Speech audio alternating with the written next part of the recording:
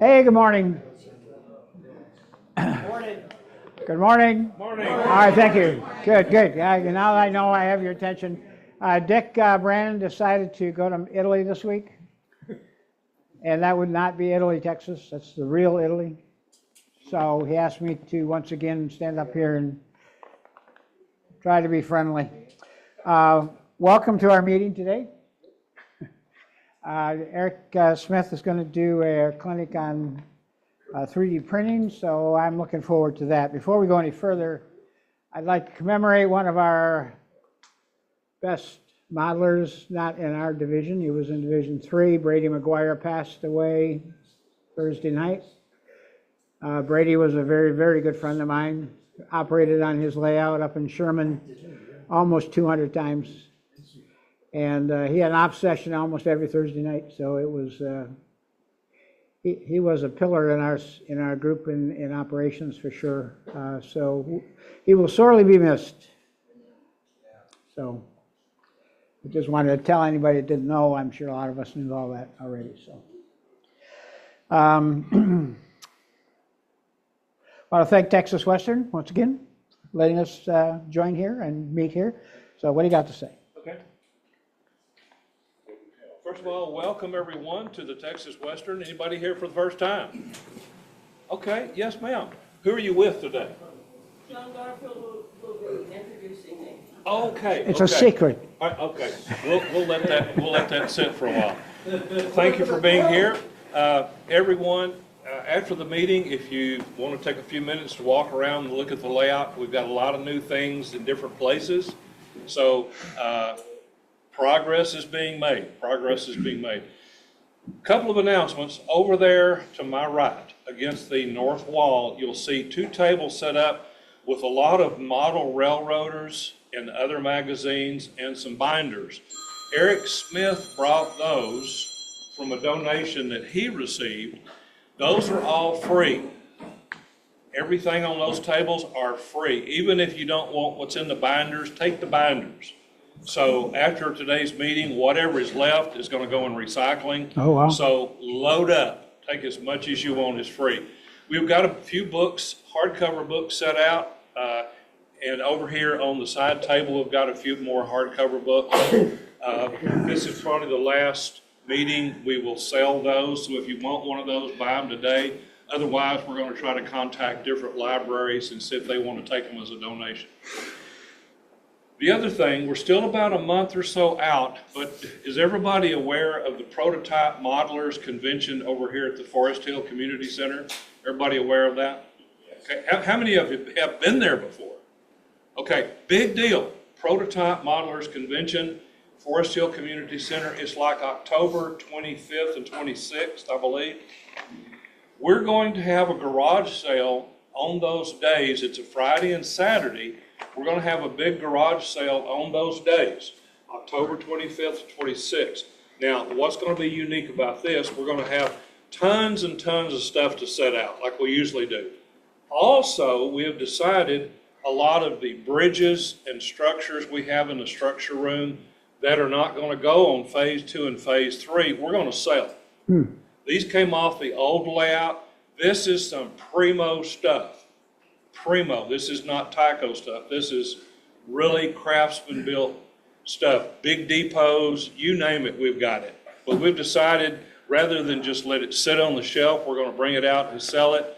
And people that need it for their layouts are welcome to have at it. So put that on your calendars. We will be announcing that again at the October meeting. But put it on your calendars that we're having a garage sale to coincide with Prototype Modelers, 12 o'clock to 4 o'clock. I believe, Jay, is that right? Jay Waters? Okay, but roughly 12 o'clock to 4 o'clock, we'll firm that up. But anyway, come, bring money. We take cash, checks, credit cards, and even promissory notes. All right, that's it. Thanks, sir. All right, John Garfield, please. Are you ready? Yeah, you're on.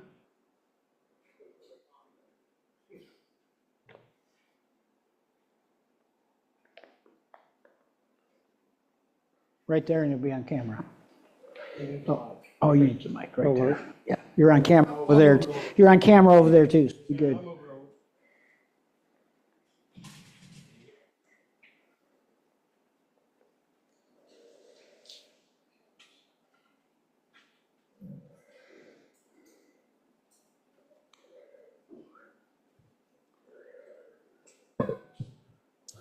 Hello, everyone. Welcome. I'm here to introduce Mary Ann Slater, but I got a little story to tell you before I introduce her.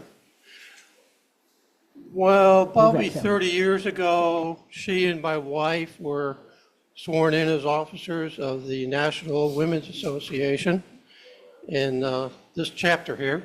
That camera set. You speak up. Ready? Right. Camera move. Okay. Could you zoom in on it a little bit? Go ahead.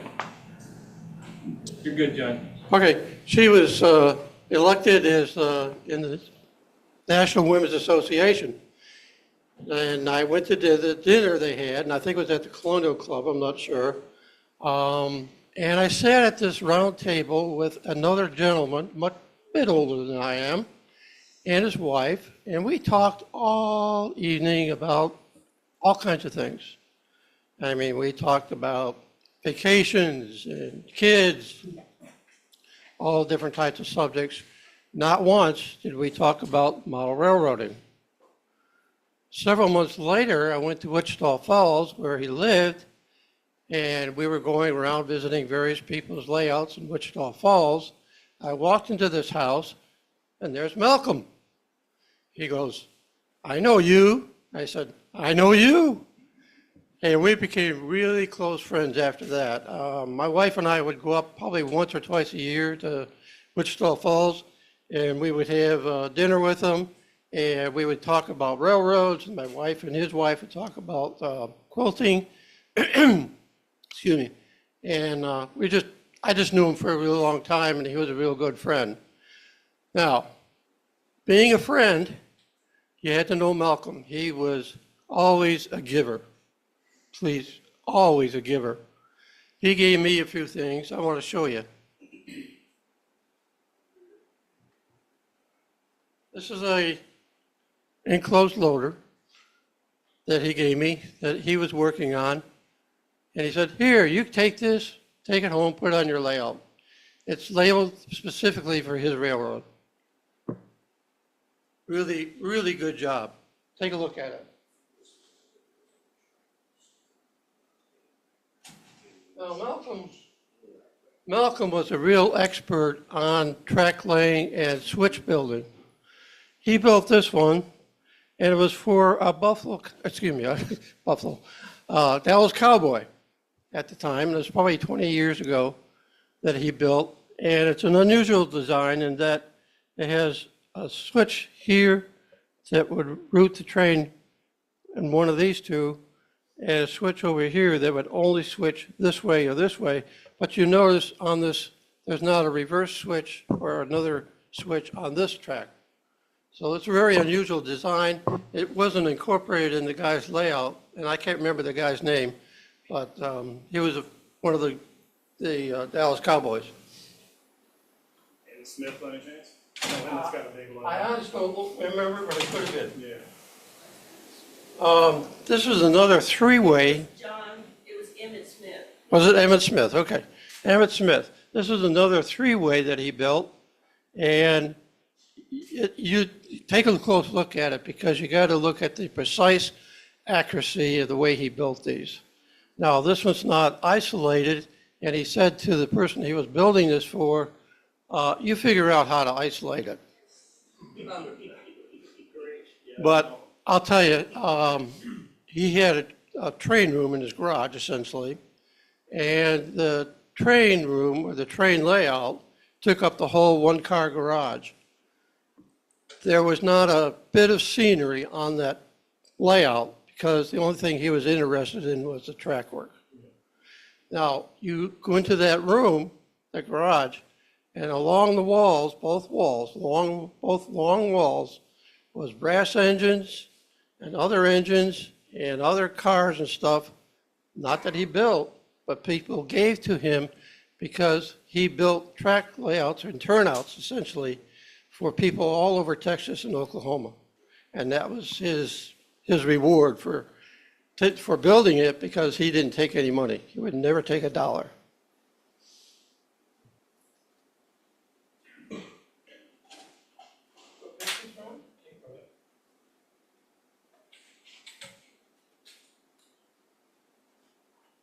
Anyways, that's my story, and I would like to introduce Mary Ann Slater. Mary Ann is his daughter, and I think she's here to talk about her father. I wasn't gonna say much, but I will. Somebody would help me up.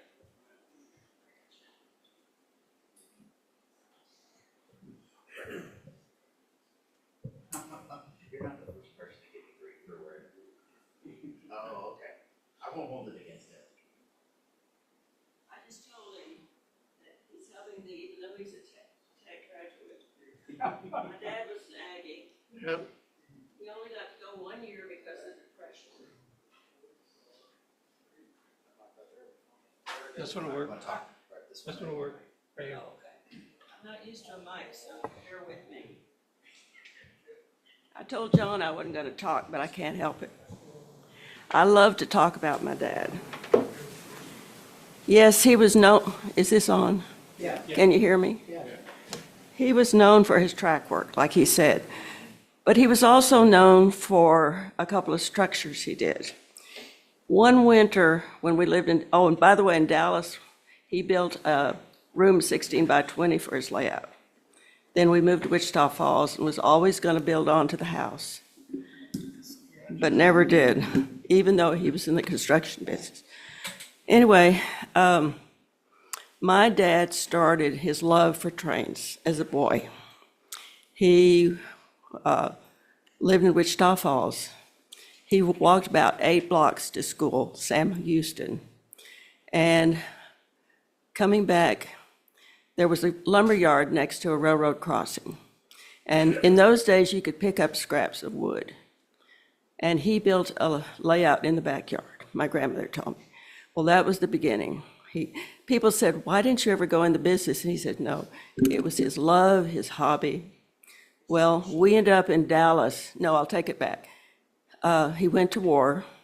I was born in 42. He came home, and Santa Claus brought me a Lionel train set, which ended up on the garage floor. We lived in El Paso. Ended up on the garage floor, and I never touched it. We moved to Dallas. His company moved him to Dallas. He worked for J.E. Morgan & Sons construction company, and that's where he built the room. Well, one Saturday, he went over to Hall's Hobby Shop.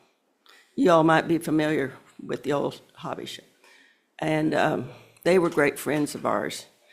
And he sold the Lionel, and he went into H.O. Gage.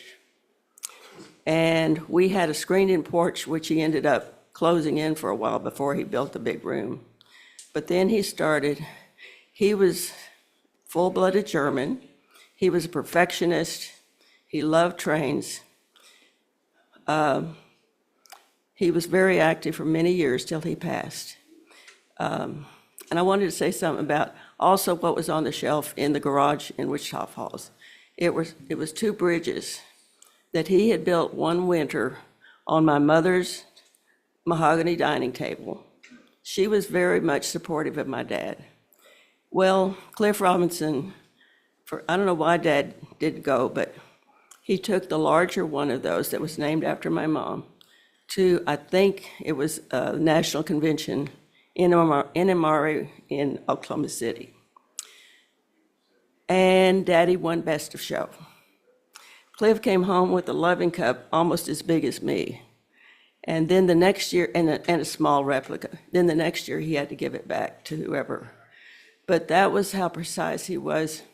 Well, for years and years, those 2 bridges sat on a shelf until finally one day he took them to Shreveport, Louisiana, to Dr. Cam's layout, and they went on to his layout, which was a barn in the backyard All the upstairs was his fantastic, huge layout, and I hope some of you got to know Dr. Kim.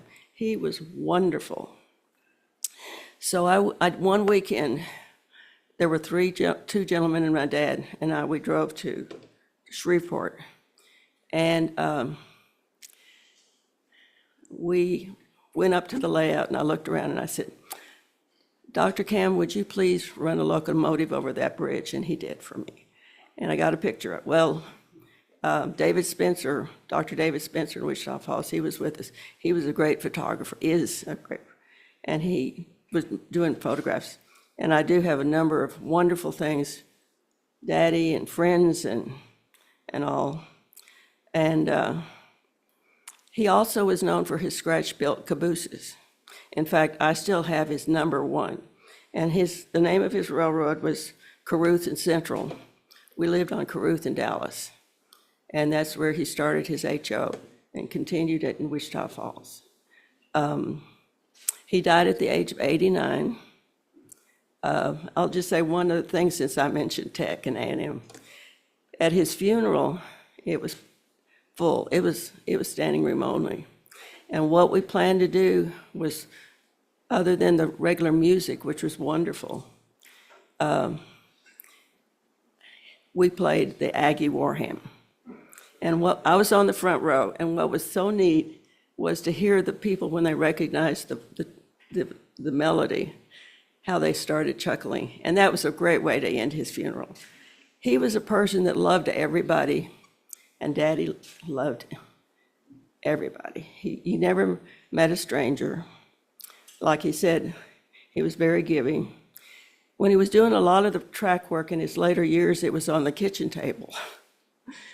And it's so funny, I went up there one week, and well, when he was a widower, and I wanted to clean around the table. And it really disturbed him because he had carpeting in the kitchen. And I had a person come in to clean the carpet. And I had to move all of that stuff from out under the table and into the living room very carefully on the floor. And he was very upset. He sat in the middle of the room and wrote out well, first he wanted to check everything out. And I assured him we would put everything back as it was. He wrote out the check, but it wasn't a happy check. We had wonderful, wonderful friends. His name was Malcolm Vordenbaum, Malcolm Arthur Vordenbaum. My mother gave me the same initials, Mary Ann Vordenbaum. My married name now is Slater. And I want you to know one thing about me. The Mavericks basketball team took my name. All over the place, you see M-A-V-S, Mavs. Those are my initials. A year ago, I took a friend as a birthday gift to see them finally play. And I finally got interested in basketball, especially with Caitlin Clark, the young lady. But Daddy and my mom was a nurse, and she worked many a Saturday. And Daddy and I sat and watched baseball and football. And so it wasn't too much. So now I'm more into basketball. What else? That's kind of an overview. But he was a model railroader all his life, from the time he was a little boy. And then he did get to go to A&M 1 year. He had a football scholarship, but he had a bad knee, and the depression prevented him from continuing.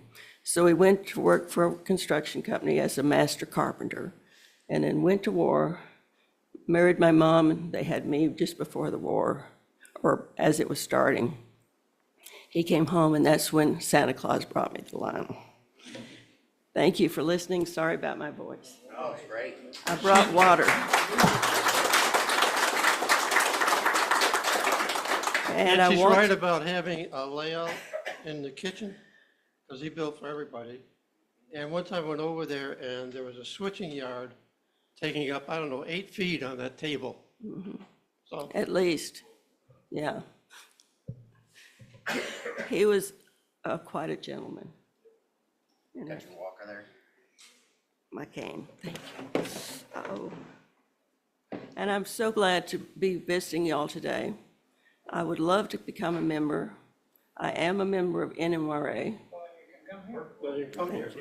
This is an MRA. I did find recently a neighbor, I live in a condo here in Fort Worth, and I did find a neighbor, a young man, he's a musician, and I call him a model railroader without a layout. And I was hoping he could be with us today, but being a musician, he had a gig up on North Side last night. And he told me, well, if I'm having to sleep late, I won't make it. But I'm hoping, and then a while ago as I left, my neighbor's significant other helped me to my car. And I said, I'm on my way to a model railroaders meeting. He said, oh my goodness. When he was a youngster in Nashville, Tennessee, they had an attic and he had a Lionel. And it brought back really good memories for him too. In fact, I asked him to come with me. He said he wasn't dressed properly. Keep working on it. Well, I am, because I would love for him to participate. Thank you. Thank you.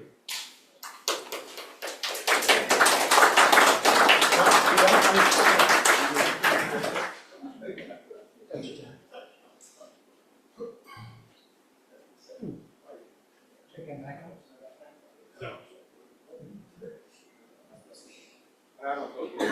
I don't think I'm on, am I on yet? No. I shouldn't have turned it off. All right. I can use this if I start getting feedback, we'll go back to mine. Thanks, John, Mary Ann, great. It's kind of a walk down memory lane, hearing some of those names, you know? So it was wonderful. How many members we have on Zoom today, sir? A few? Switch over. All right. Oh, okay. Well, is Bob Mangrum here somewhere? Bob Mangrum, is he on Zoom? He's on Zoom. He is? Yeah. Well, we need him up, well, if we can see him. I don't know. All right, Bob Mangrum is our new whistle editor. His first issue, I think, was this month, and we want to thank him for taking over, and I'm sure he did a great job, and we'll look forward to more of that. Thank you, Bob, for stepping up. Why did my pen stop? Here we go. Okay. David Steckler, where are you? Thank you for your contribution last month. We appreciate it. You're welcome. Yep. And, okay, then it says David Grind's treasury report. He happened to show up today, so August opening balance was $23.97. We had no receipts because I didn't have the money. I got it now for the last 2 months. I haven't been around, so it'll go back in. We had expenses of $16, so our ending balance in our checking account is $23.81.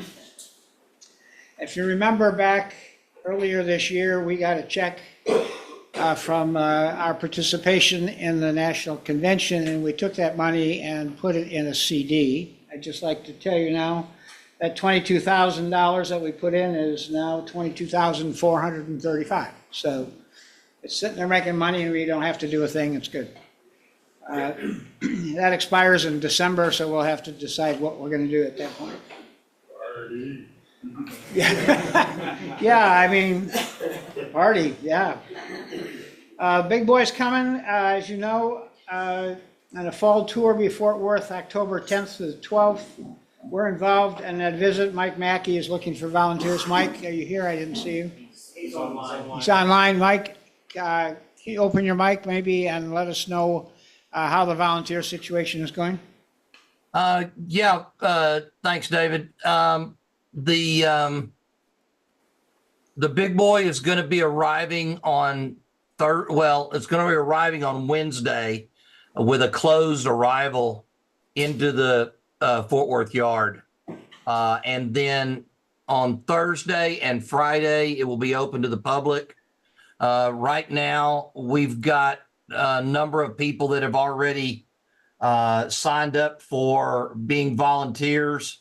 We appreciate that. We've got currently, about 27 people that have signed up over the 3-day period, because Thursday and Friday will be for public viewing. Saturday is a different day altogether. That is going to be for family days. And we also, I already know that the Union Pacific is giving away T-shirts specially made for everyone for family days. But I've also convinced them that if anybody's working on the other part of the event, that they'll get a T-shirt as well, thanks to the Family Day sponsorship. It is 2 different events. Thursday and Friday is put on by the Heritage Fleet. Saturday is put on by the Texoma subdivision, and it's only for Union Pacific employees and their families for Saturday. It's much more relaxed environment. But right now we've got several people. If you haven't reached out to me and you would like to participate, I'm still got some room for some people to come in, but it is filling up. So if you'd like to be a part of it and be up close and personal with 4014 on either Thursday, Friday, or Saturday, or all 3 days, we can get you put in. So reach out to me. My email address is mikemackey_tx@sbcglobal.net. David Cranda can give it to you after the meeting if you're so inclined. So can Mr. Grind. Sure appreciate that. And if anybody has any questions, I can field those for you now. Yeah, I got a question. Can you hear me? Yeah, get a mic. What's your question? When is he gonna have like orientation, briefings or whatever for the volunteer? All right, Mike, the question is, can you hear me, Mike? Yes, sir. Okay, the question is, are you going to have an orientation and some training ahead of time, or just how's that going to work? So they know what to do. We will be meeting each day prior to the event at a location. When everybody comes in and is signed up, there will be more information coming to you. I'm not going to bore everybody with the details right now if you're not a volunteer for that, but I will be communicating all that types of information to each of the volunteers as the day becomes more approaching the day we're going to be doing everything. So information will be forthcoming. Some of the details are still being worked out with Union Pacific. Did that answer your question?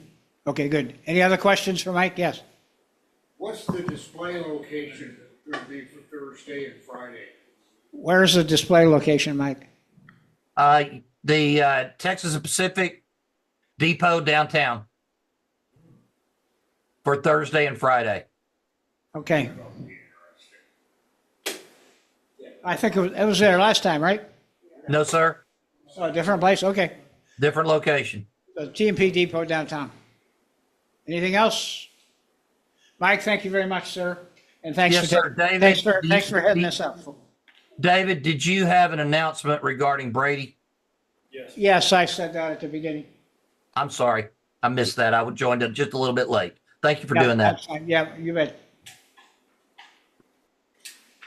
All right, because of the big boy coming on the weekend that we normally have our meetings, we are going to move the October meeting to October 5th, a week earlier. Got it? October 5th, we'll be meeting here.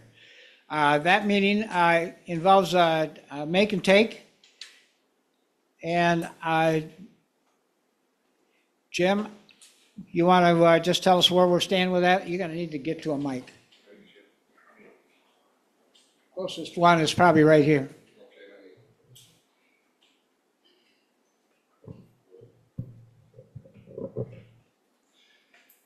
Hi, I'm Jim Ogden, and we're still taking money for the make and take. Also, I do have receipts for those of you who paid the last couple of meetings. So again, looks like, looks like it'll be a good thing to do. Come see me after the meeting. I don't want to try and clutter up the meeting here so we can actually get to Eric's presentation on time. But see me after the meeting if you are interested in this project, which is going to be a speeder shed tool house. It's going to be a really neat structure. Thank you. Very good. All right, so if you owe Jim money, pay him before you leave today. And if you want to sign up, I guess we can still do that. Oh, yeah. Right? Okay, good. Chris Mann, are you here? Yep. Where? Stand up. Oh, if you can. Okay. Yeah, I'm sorry. Hang on. Chris is going to give us a little update on the pay it forward module for the Plano show. Everybody hear me? You bet. Yes. All right. First off, we're going to have one hell of a layout at the Plano Train Show. Take a look at it. The two modules that are finished, that we're going to finish for the winter, are sitting here today. Thank you, Russ and Deb, who put in a lot of hours to make those modules look fantastic. There's two modules that are not finished, which we're going to put together today. And for a $5 ticket, you can win this layout, or someone can win this layout. For $5, they get rolling stock and an engine. I'd like to take a minute and thank Dan and Cody, Russ and Deb, Tom Pearson, Jeff Cornelius, Tom Peppers, Jim Archer, and Tom Steffens for all of their help. We couldn't have done it without them. And if you're in the NMRA booth at the show, be sure to send people over to the layout and tell them how they can win it for $5. This has come out very well as a project. Has anybody got any questions about the pay it forward? Yeah, Tom. It also includes a TCS, DCC. Oh yeah, I apologize. It is a DCC system. We got donations from Walters, from Woodland Scenic, train control systems, and from Texas Western. So thank you guys very much for that. Any other questions or comments? Okay, guys, thank you. Thank you very much. It's a great project, and it's worth buying a ticket just to get the TCS system, I think. But yeah, that's really nice. That's a great add-on. In bridging into the upcoming events next weekend, and is the Temple Train Show down in Temple. It's on Saturday and Sunday. Then that following weekend is the Plano Train Show, and we've already heard about the RPM meet here in October. So those are the upcoming events. Did I miss anything? Steve, you got something on the Plano Show, please?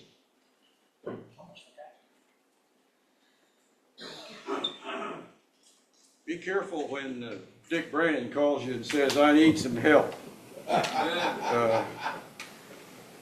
But the Plano Train Show occurs both in the fall and the winter. And 2 weeks away from today is the Fall Train Show. The Fall Train Show is put on by the North Texas Council of Railroad Clubs. Our division is a member of that, and our representative is Dick Brandon. Dave Crumpton here is the representative for the Texas Western. And Steele there is the Texas Northern in the other county. And you're, Your Division 1? Yeah, okay. We could have a business meeting. my job is to do the grunt work on the contracts for vendors and exhibitors. We have 74 vendors and exhibitors have been signed up for either both train shows or one train show. The train show in 2 weeks, there will be 63 vendors, and they will have 253 tables and spaces. So that's a pretty good sized train show, trust me. They are the 9 largest vendors, just to give you an idea of who's going to be there. You'll recognize some of these names are new. Harris Hobbies, which is local, will be there. John's Hobby Shop, which is local, will be there. And Texas Model Train Collectibles will be there. Jeff's HO Scale Models, I believe, is new from Missouri. Neil's Engaging Trains from Illinois. Mike Webb from Arkansas. Southeast Hobbies is a big hobby shop from Georgia. Spring Creek Model Trains, we've all heard them. They've been there before. Dave Zucker from Nebraska. And then Brad's Trains, which is local, will be there. And those will all have anywhere from 8 to 13 table spaces at the train show. So encourage you to attend. It's going to be a good one, and it's going to be crowded. Thank you, Steve. Division 1 does have some volunteers in place already to assist in different functions. If you are at the Anna Murray booth, it's always active around that booth. It's really interesting to see. I've been part of that in the past. So just remember that's a great recruiting time. So we usually end up with several new members because of that booth. Russell, you have anything to add about that?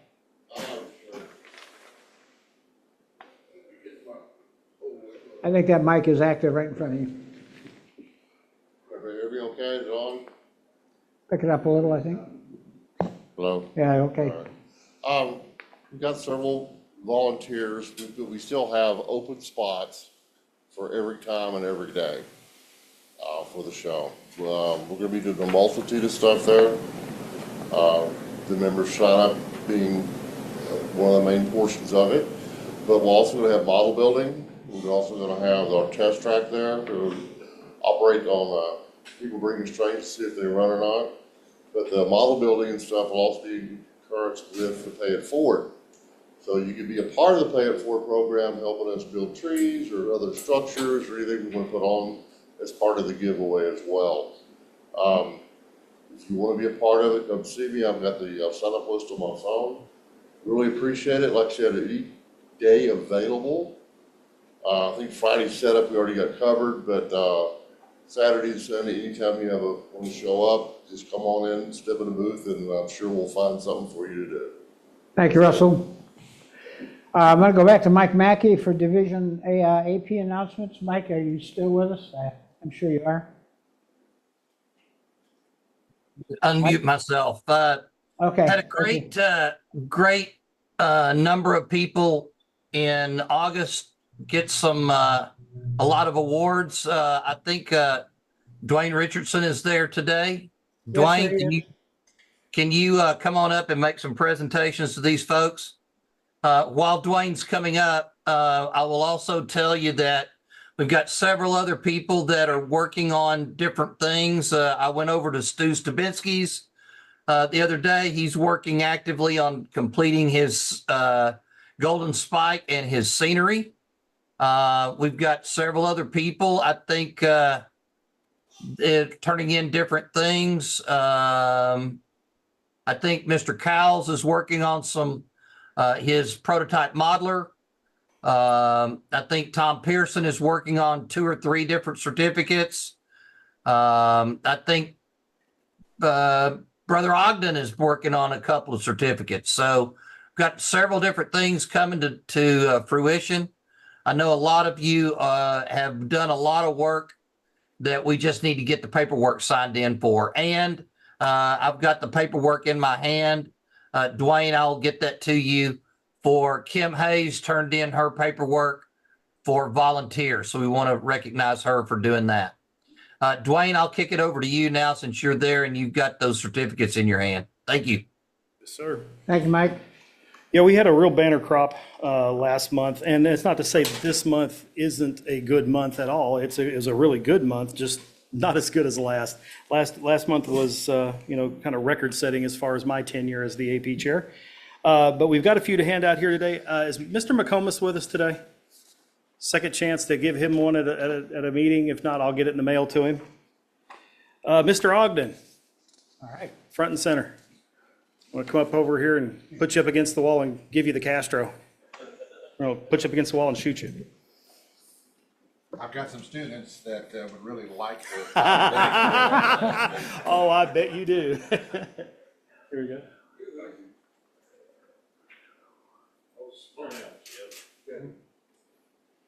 Mr. Kaiser, is Ken Kaiser with us today? Nope.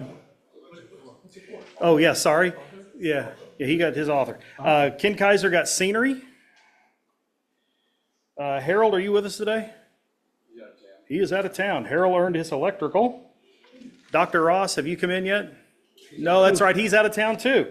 Dr. Ross earned his prototype modeler, living proof. You don't have to stop once you hit 7. So I really encourage everybody to keep up the good work. We've had a couple of really good months here, and a lot of that is just y'all going through the work you've already done and getting some, put a pencil to paper and getting credit for it. So take a look at your layout. If you've got at least a 4x8 at the house, 32 square feet, it's up, it's operational, it's got some scenery on it. You only need 8 square feet for Golden Spike. It's the gateway drug to the achievement program. Kind of get you in and get you started. There's nothing that has to be scored. You just kind of have to prove that you've done it and it's there and it works. So if you got at least that at the house, take a look and let me or Mike know, and we'll be happy to help you out about getting that one squared away. But anything else, if you've got any questions about the AP, please feel free to reach out to me. I'm on the LSR. If you go to the LoneStarRegion.com, that URL is also going to be changing, but we're keeping that one as well. I'm going to auto forward it over to the .org address when that one comes up. But if you go to the officers page, scroll down past all the board members, I'm the first guy that pops up there with the achievement program. All my contact information is there. Please feel free to reach out. Most evenings my wife works, so I'm sitting around tinkering on a model or something like that. So I'm available usually till pretty late. One other thing to note, back on the Malcolm Vordenbaum subject, Malcolm was real good friends with David Davis, who is a good friend of mine over in Dallas. And David was working on his home layout, and he and Malcolm were visiting. And David said, Malcolm asked him, where are you going next with this? And he goes, well, I've got this yard I've got to put in. And he looked at it and he goes, you're going to try to put a yard in that little bitty short space? And Dave said, it's all I've got. He said, so Malcolm got in the car and they drove home.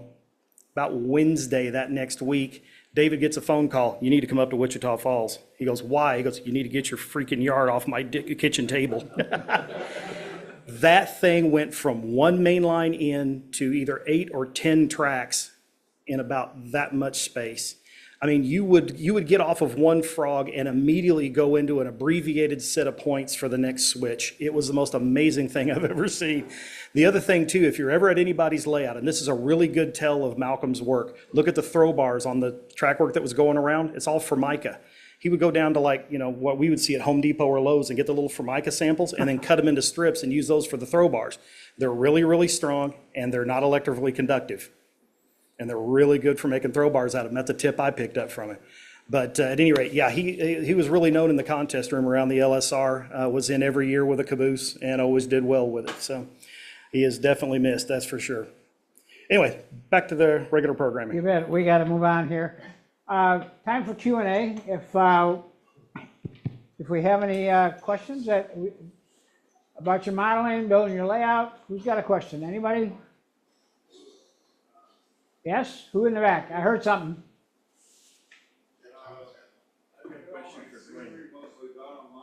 All right, hang on. Get to the mic if you don't mind. I got all my scenery done on mine, Yep. so I got pictures and all. Do I have to show it to somebody? Or- Yeah, get English, take 2. Get with Mackie, and we can arrange to get a couple of guys to come over and evaluate it. Okay. All right? Where's Mackie? Mike Mackey, you just have to get in touch with Mike. I've got his email if you need it. Okay, I got Mike's email. Yeah. Okay, that'll be good. So shoot me an email, say, hey, come look at my Yep. stuff, and Yep. Yep. yeah, write up whatever your award it is. Yeah. Yeah, since Mike's over here on this side of town, he's pretty active in it right now. Just give Mike a buzz and he can arrange to have somebody come over with him and evaluate it. So I expanded it 10 feet by 6. Yeah, you're in. Yeah. Very good, thank you. Anybody else with a question? How do you handle multiple scales? N scale and HO? The only time the scale comes into a factor is when you're talking about civil or scenery. So with scenery, you have less space involved in N, a little more in HO, a little more in S, a little more in O, and it's the same way with civil. It's the amount of mainline track that let me rephrase that because I don't want to say just mainline. Yeah, exactly. First week with the rented lips, I can't do a thing with them. It's the amount of track that's ballasted. So in scale, there's a little bit less. In HO, there's a little more, and things like that. There's 50 linear feet in HO, for example. It's a little bit less for N. It's a little bit more for O. But and every inch of track counts. And then HON and HON3. Okay. Well, HO and HON3 are the same scale, so those would count the same. If you've got some N, then we can figure out what percentage of your N it equates to, because it all more or less comes out in the math. So we can get that one figured out. But yeah. Anything else? Any other questions? Good. Tip of the day. Tip of the day. I stole this from Cole, just in all honesty. UV Cure glue. If you go to Home Depot or Lowe's, go over in the paint department where they've got all the glue. JB Weld makes a tube of UV cured glue. Goes on, it's thin, it will flow into your gaps and everything, and then the other end of it's got a little UV light that's a little LED kind of thing. Now, Cole's gone a step further and bought a little laser pointer thing, and it will set it even faster. It's kind of like people that, they're so impatient that super glue doesn't dry fast enough for them, so they got to get the kicker. This kind of works the same way if you upgrade to the laser pointer deal. But that glue is amazing. It will bond pretty much anything to anything. I have used it recently. I just fixed my wife's sunglasses with it yesterday. I've been playing around with modifying some 3D prints that Cole had printed up and shortening up a 40 right now and turning it into a 260 and used some of it for that. I glued the wings back on a porcelain angel for my daughter. I mean, this stuff will bond everything, and it works really quick. And it's not all that expensive. It's like $7 or $8 maybe for a tube of the stuff, and it seems to go a pretty long ways. So give that a trick. If you've got something that's really hard to bond, give that a shot. Yes, it does not. So we were curious about it the other night. Super glues will fog window glass when you're putting windows into a model. And I asked Cole if he had tried that yet. And we were on a Zoom call and he goes, "No, I haven't, but give me a second." Nope, doesn't fog glass either. So if you've got some window glass that's giving you some fits, it will put that stuff in there too. So the trick really with it that I found is if you've got a really deep joint, it takes it a little bit longer. You've got to hold the light on it longer. Sometimes it doesn't want to cure past where it can get light to it. But like I say, I've been able to bond everything to everything with it. It's good stuff. Does it have any flexibility? No. Does the color of the laser matter? It just has to be UV. It's a UV. Yeah. Purple laser, Yeah. laser. Yeah. It's kind So of a you purple color. you can break the joint. Yes. If you try real hard. Does it glue that crazy plastic slippery stuff? Delrin? I've not tried Delrin with it, but I bet it would. I mean, I haven't found anything yet. It won't bond. Does it work? Have you tried Delrin? Yeah. Oh, okay, cool. Yeah. Yes, sir. Question. What's the name of that again? It's made by JB Weld. I don't know if it's got a specific name. It's a red tube about that tall, and there's a little LED light, kind of U-shaped on the bottom of it, and it cones up to a point. It'll be in the paint department with all the other epoxies and super glues and stuff like that. But JB Weld makes this particular brand, and I know there's other ones out there. Home Depot and Lowe's both have it. I've seen some modelers on YouTube since we've discovered this one. I've paid a little more attention to what they're using. There is a guy that was on one of them here the other day, and unfortunately I paused it in the middle and went to bed. Got up the next morning and YouTube reloaded, so I've lost it. But if I can find it again, I'll make a note. He had a bottle of this UV cured stuff that was about that big around and about that tall with a little needle applicator on it. And then he was using a laser like Cole's. So as soon as I can find out what that is, I will let you all know. Okay. So. All right, thank you. Oh, one question. Yes, sir. Do you have to be concerned with some kind of eye protection with that UV? I would wear eye protection almost with any kind of glue, especially if it's something where you're putting it like down into a hole and then you're shoving something into it where it could pop back out. I've got a luthier guy that I know of that's managed to try to put a couple of drops of super glue to put a nut on a guitar and managed to get the super glue to squirt out and got it in his eye twice. because I guess learning it the hard way the first time wasn't enough, and either that or he was really good friends with the staff at the ER and wanted to go see him. I just wondered if you had to have some kind of shade of sunglasses. Or No. something like that. No. You're not going to have that UV exposed that long that it's going to cause a problem. Okay. So I wouldn't worry about. I mean, Just don't stare at it. yeah. You don't want to. It's like any LED. You want to. Gee, that's kind of bright. Probably not advisable. But yeah, for no longer you're going to have that thing on and moving it around. You probably get more UV exposure walking out to your car. So. All right, Yep. yes. Are we allowed to buy those $5 tickets? Oh, at the NMRA show?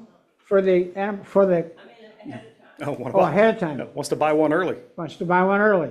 Can we sell a ticket today? I'm not set up for it today. All right, so no. I'll take your $5 and the first ticket sold will be yours. Yeah. There you go. All right, so yes. First no, then yes. Okay. Any other questions or tips? Q&A, we're done with that? I've got Okay. one. Who brought show and tell today? Mike said he had one. Who had one? Mackie. Go ahead, Mike. So recently I was doing some investigation into panel liners. I don't know if you guys have ever used this or not, but this is a set of panel liners from AK. You can get them from Ammo, which is a MIG product right here. And these panel liners are used by military modelers to come in, and as you can see, they will line the panel of a particular aircraft panel. And I can zoom that in there, and it really highlights the riveting and makes those panels stick out and highlight very, very well. I've started using them and putting them on my locomotives for highlighting different panel stuff. I'm getting ready to work and I'm building my my motive power scratch built locomotive, and I'm using 3D printing to do it, but it's got an awful lot of detail work on it that I'm doing. And let's see if I can bring it over here so you can see it. This is some of the work that I'm doing with the 3D printer for the stuff that I've done and printed off for a critter that I'm building. Well, I wanted those panel lines and those hinges to stand out, so I bought panel liner. After I get it painted and glued together and everything, you can see it's still in parts and pieces here. And I will then highlight those panels and those things to make it come to highlight and make it a whole lot more visible and detailed. So 2 different brands. Again, this is the MIG product. Let me bring it back out so you can see it right here. I bought the medium gray, but it literally says panel line wash and it's from Ammo.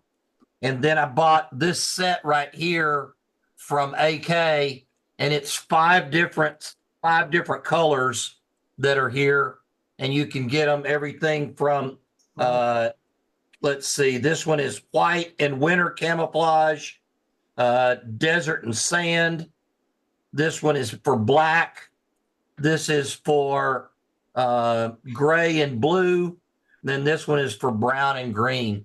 So I haven't used them all yet, but I would, from what I have used, they're working out very, very well. And it's great for detailing and highlighting different things on locomotives and making them pop, making those rivet panels pop. Great. Looks like a great product. Yeah, Tamaya also makes that, and it works kind of similar to how we use our alcohol and India ink stain. Sure, yeah. It's just this stuff's a little better when you start talking about running it around panel lines, up the rivet lines on your box cars, things like that. It'll really make that pop. Also good for border joints. Yeah, you get the white one. Yeah. Yes. It's also good on diesels, on the filters, grills, just run a little in there. Yep. Beautiful. Use black. Use black for the, Right. for that. Anything else? One last note, Yep. Jeff and I have got to leave early. He's got a funeral to attend this afternoon. So if anybody's got anything they want to have merit evaluated, please see me over here in the corner here and we'll get that taken care of quickly. Does my certificate come for senior? You didn't get it in the mail? No. Then I'll reach out and have them reprint it. Thank you. Yeah, I knew you were, I was in Portugal, so I had to come back because I used all the funds. Sorry. yeah, no, seriously, Yeah. shoot me a note and remind me since you didn't get that in the mail. Yeah, And yeah, I'll, okay. I'll reach Nope, out and never have them saw reprint it. Okay, good. Who's got show and tell today? Yes, one show and tell? Okay. Hang on one, wait, go ahead and get started, or come up here and, we do have a 5-minute limit now on show and tell.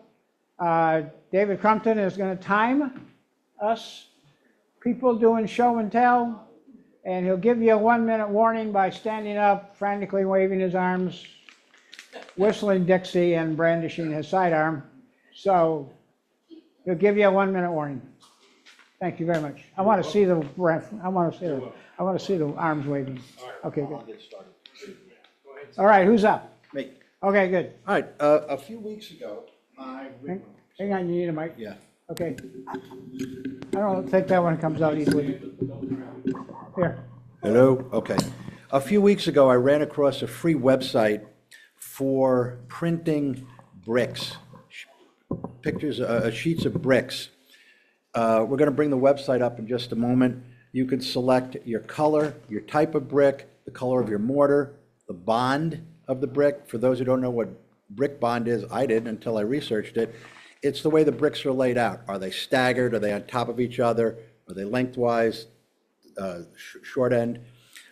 You can customize all of that. You print it out. The site recommends using, I've got an Epson inkjet printer. Canon's the other popular one. They all make papers specific for their printers. The site recommends using high grade, with Epson, it's ultra premium matte, M-A-T-T-E, matte paper. Do not use glossy paper. You can use just regular printer paper. It doesn't come out nearly as well. This was $50 for $23 odd. I got it at Office Depot. You can also get it at Staples. Certainly can get it at. That website again? Yeah, I definitely don't have the right one. Do we want to see it? Is this part of this 5 minutes? Yes, yes, timer is running. Timer is running. No problem, no problem. Okay, what I did, and I'm gonna put it under, I built this little box, and I've got 4 different samples, 2 in O scale, 2 in HO. There's obviously no relief because it's printed on paper. It's great for the 3-foot rule. This is great for a backdrop building or a flat. You can use chalks on it. You can use pan pastels to do whatever you want.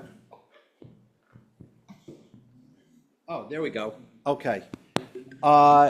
Click on Get Started, please. Scroll down. All right, you can see, you pick your brick set. Let's go with furrowed, please. Scroll down. Your brick bond, as I say, that's the way they're laid out. Let's go with a stretcher bond, the one we've got there, please. Scroll down. We pick our mortar color. You've got this large selection of mortar color. Let's go with cream. Scroll down. Model scale, let's go with O scale, USA, 148. Brick size, let's go. Scroll, you'll find USA at the top. Paper size, we're not printing out, but just click on that, go to letter. And you can see include upright bricks. Those are for window lintels. Click on preview brick pattern. Scroll down. That's what you selected. Pick on generate file. Click. Scroll down, click on download.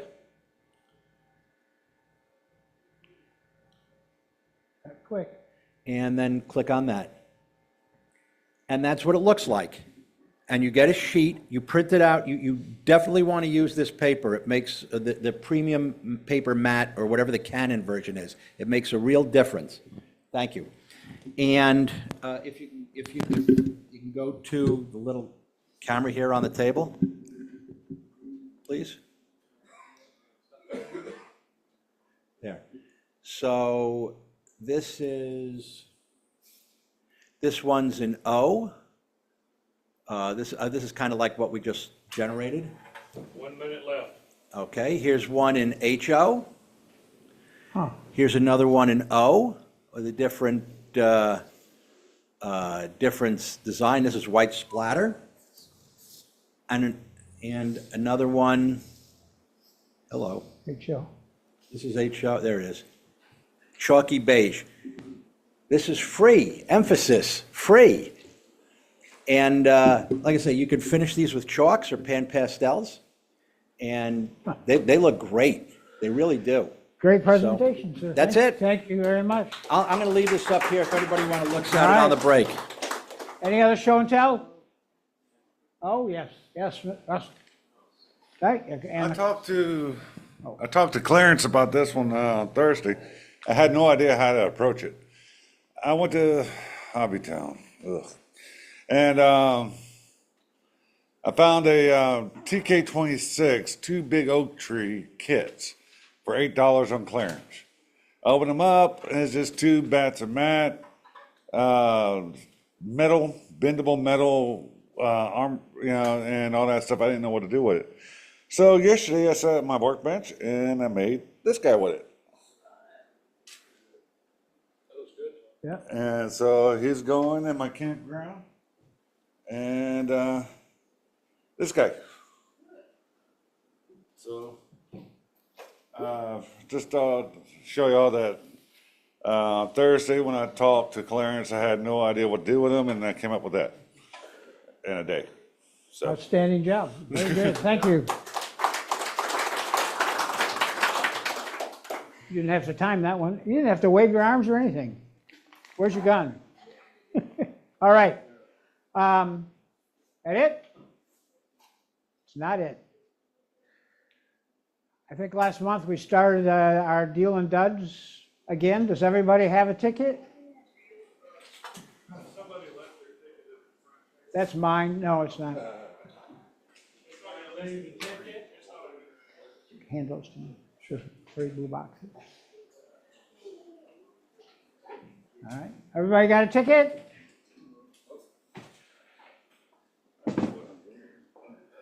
All right. What I've got here are gift certificates for Model Train Crossing. There's a 25, a 15, and a 10. Everybody knows where Model Train Crossing is. If you don't, look on your phone. It's not far from here, maybe 10, 15 minutes, maybe. How far, right? Oh, absolutely. A lot less than that. So I think it's great that he's participating by giving us this, and we should, of course, participate with him, win or lose. So what I have are 3 boxes, 1, 2, 3, and a mystery number. So yeah, I have no idea which is which. I'll start one, I won't. Let's see. Oh, isn't that cute? Oh, I don't want to do that. Well, maybe that's the way to do it. That's the way to do it, maybe. There we go. That's the winner. Yeah, maybe. God, didn't seem like everybody got a ticket. Yes. Okay.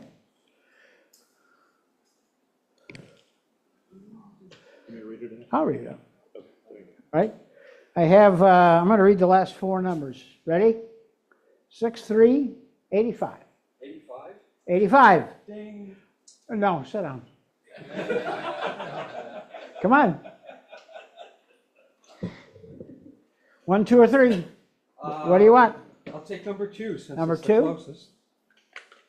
Oh, that's a good sound, I think. You know, I had a hell of a time getting this open before. Here we go. Is that the end?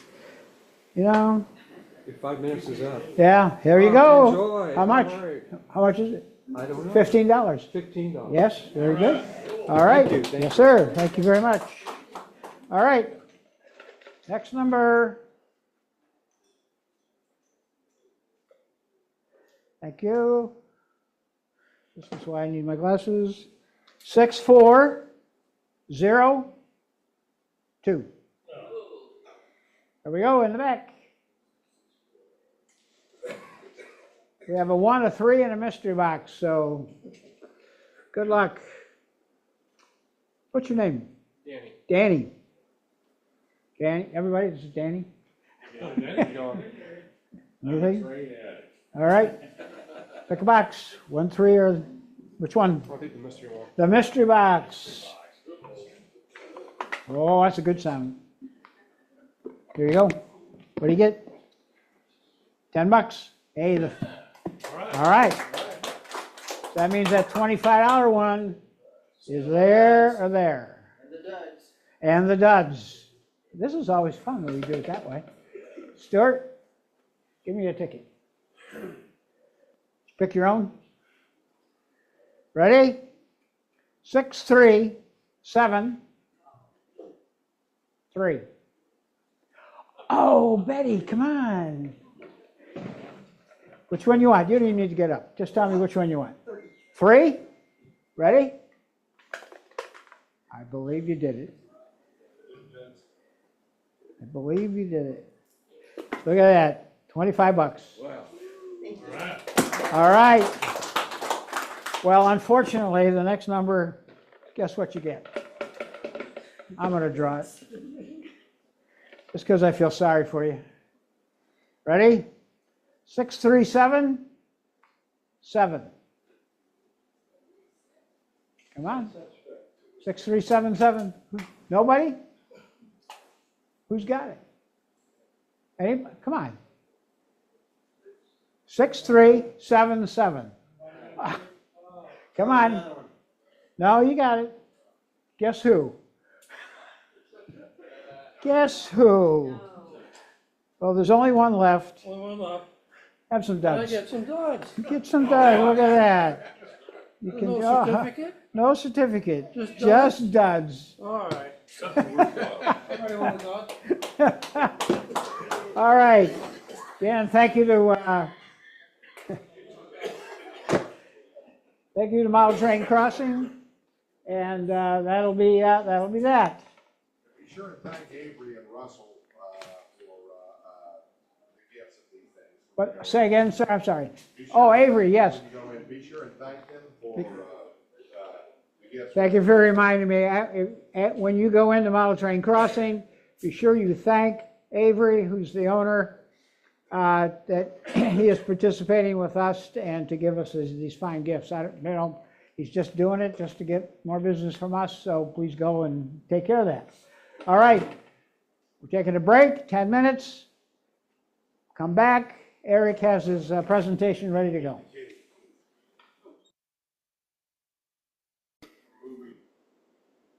Okay, hi everybody. Can you get it up on this screen? Thank you. Not yet. There we go. I'm Eric Smith, and this is 3D printing and model railroading. This is a very high-level introduction to 3D printing. This is if you've been 3D printing for a while and you know all about it, this may wind up being boring, but maybe there's something in here that you will find interesting, I hope. So without anything more, I'd like to tell you, I'm a 35 years worth of experience of 3D software engineering. I do 3D graphics. I've done them on aircraft flight simulators. I've done medical 3D imaging. I did high-end cell phone graphics. And I retired about 2 years ago from that, and I'm focusing solely on doing model railroading. I have a little company that I'm not making any money at today, but all I do is I design up these buildings and I 3D print them and then I sell them. And that's what Scale Railroad Models is. And so what happened was that, I've been around model railroading since I was a real little kid. And my brother and I, we built a 4x8 plywood layout when I was about 7 years old. And, Tyco, the cheap stuff, And and I fell in love with it and never got out of it. And so I'm on my second in-scale layout right now, and I've been collecting in-scale for about 40 years. It's about 85. And so I've got way too much rolling stock and way too many engines and buildings and all this other stuff. But what happened was I would buying all these little kits at the train shows and stuff, and I'd go home, and while my kids were at the house and they were doing their homework in the afternoons and evenings, I would sit at the kitchen table with them and I would build a building. And I finally just had tons of boxes of buildings built. And these were the DPM kits, Cornerstone, Model Power, all these names that you're familiar with. And when I finally built this last layout, I started looking, where do I want to put all these buildings on that layout? And I went around and I started talking to people and looking at home tours on layouts. And other people had the exact same buildings that I had built. And I'm like, I want something different. I'm a 3D software engineer. I can come up with something. And I went back into my 3D CAD days and delved into drafting, and I started designing them up. And my older brother had a 3D printer, and I had him print off some things. And then I'm like, oh, well, I need to get a 3D printer. So about 8 years ago, I got my first 3D printer, and then I ramped up to about 8 of them.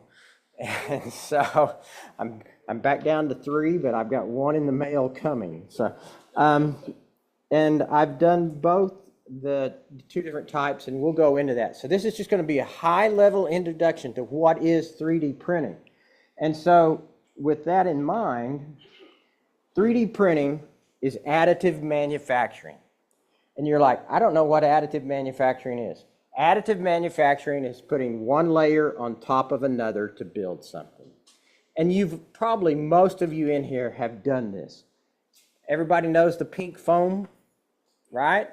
Well, you take that pink foam and you cut or you line out what you want to make. And then from there, you take that and you go, okay, here's my first piece. And then I've got the second piece, the layer height is 1 inch or 2 inches here. And then you go, oh, I'm going to add the next layer. You've just done additive manufacturing. Okay? And you put the third layer on. The big thing here is that your layer height is 1 to 2 inches. Okay? 3D printing, your layer height is much, much smaller.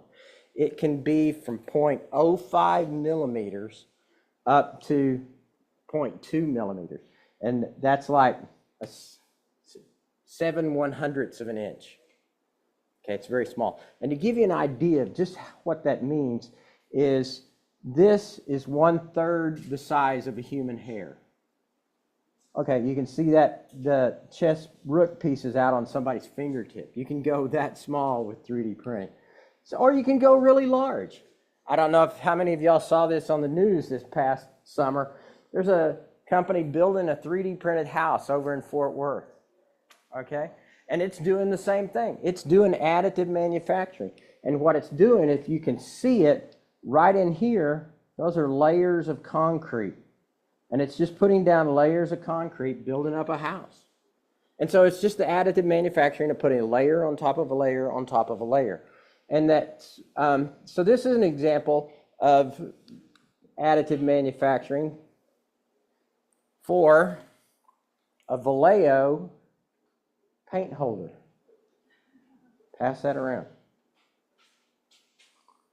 Okay? And that was a video of that actually being produced. And you noticed it came up from layer from the bottom to the top, and it just printed it out. Okay, so I'm not going to go through these heavily. I've got on the sheet that I handed out to you, there's terminology. But there is a couple of things that I really want to focus on here at the beginning on terminology.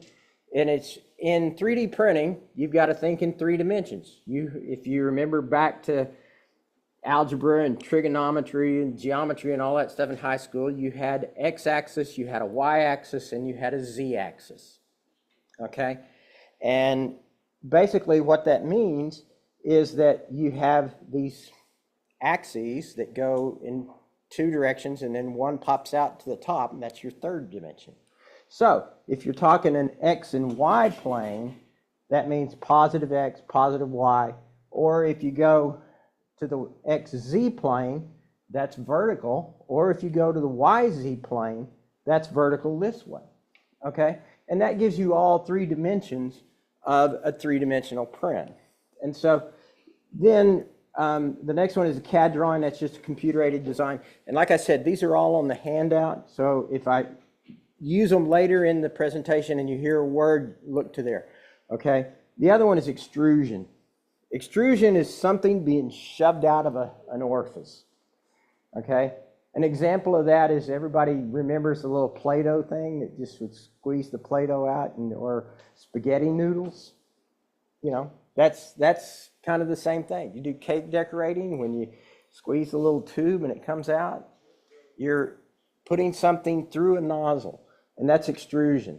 The other one is there's something that you need to kind of be aware of. There's a stereolithography file. This is an STL file. And a lot of times if you go online and you try to find something that you want to 3D print, you're looking for an STL file. That's a stereolithography file. G-code is a conversion of that STL file into something your 3D printer can actually understand. Then you have a slicer program that actually makes that transition from STL into G-code.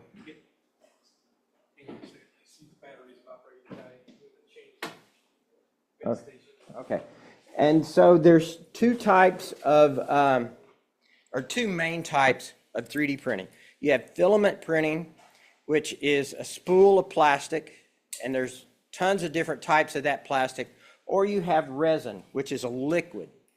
And I'm going to go in depth on both of these so you get kind of an introduction to what they are.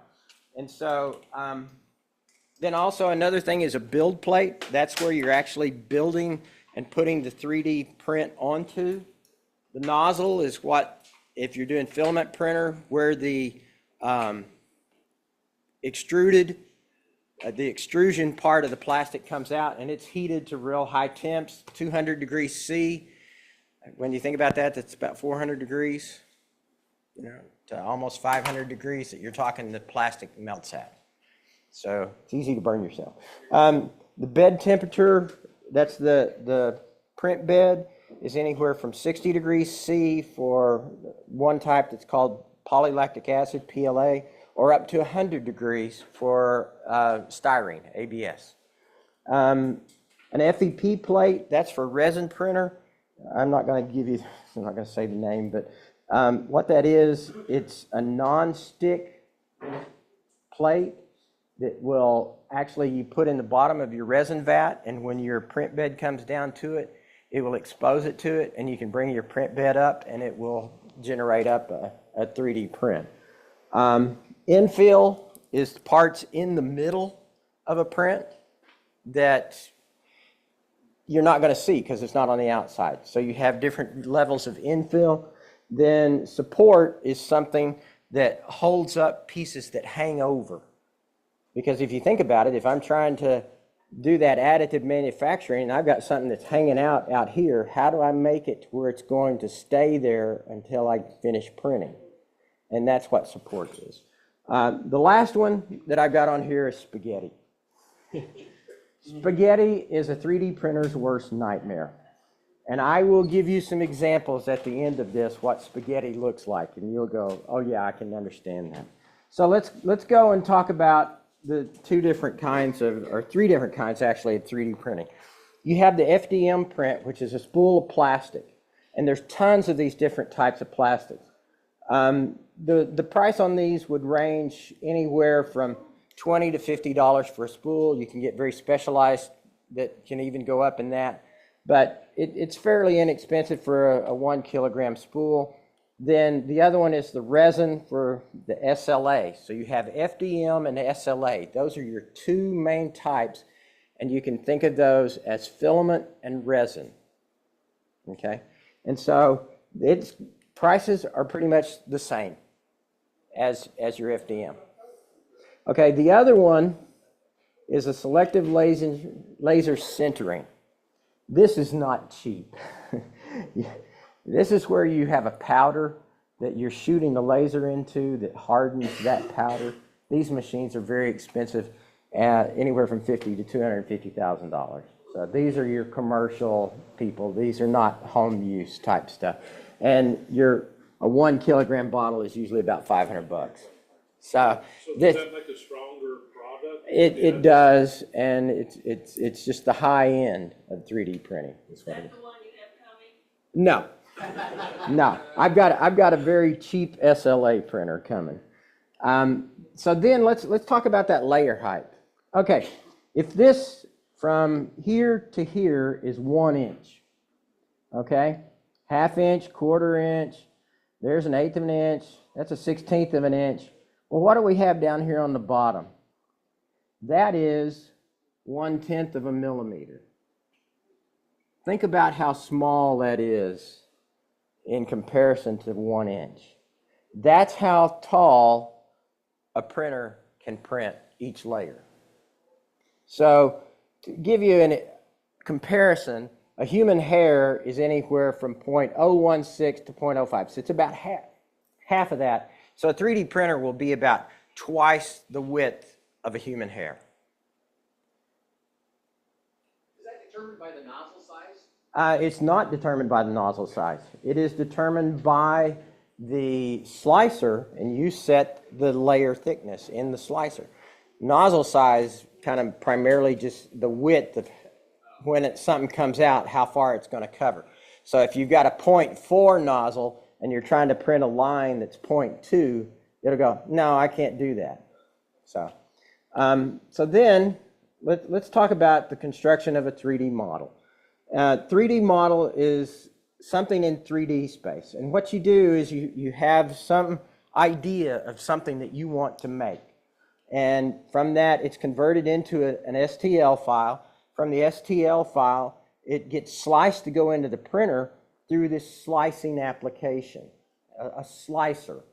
That slicer then generates up these tool paths and all this other stuff that the head's got to move to and where the plate's got to move and all this other stuff. And then that will take it and send it to the 3D printer. And then from that, you actually get a 3D printed object. Okay? So there's 3 primary ways to get this 3D CAD file. One, you can make it yourself. There's several different packages that you can use. Some of them are real expensive. Autodesk is a couple of grand. SolidWorks is a couple of grand. Fusion 360, you can get one for home use free, or since I'm using it for business, I pay $560 a year. Tinkercad is free, Blender is free, FreeCAD, as the name says, and SketchUp costs a little bit. Or you can download it from a 3D repository. The biggest one is Thingiverse, okay? And you can just go out there and search for different types of, I want an HO scale engine or locomotive. See what people have posted out there. People post these. Or you can purchase it from somebody else. So let's talk a little bit, and I'm going to go through this kind of quick. 3D CAD, okay? That's taking an idea into 3D space. And so it's taking an architectural drawing. Remember I said I had drafting in college. I had 10 hours of drafting for a software engineer, which was when I declared software engineer, I lost that 10 hours, But I have a very strong background in drafting. So you have a blueprint. And from that blueprint, you want to put it into one of those CAD type packages. And then from there, you actually build a model. And that model you take and send to your 3D printer. Or the other kind, and this is to me, this is the voodoo of 3D drawing, okay? It's the smooth surface drawing, where you take and you make triangles, and the triangles generate up a curvature, and this is the way that animators work. They make these models, and then they animate different parts of that model by control lines in them, and so it's surfaces, and so it's the smooth type stuff that, like you wouldn't have in an architectural drawing.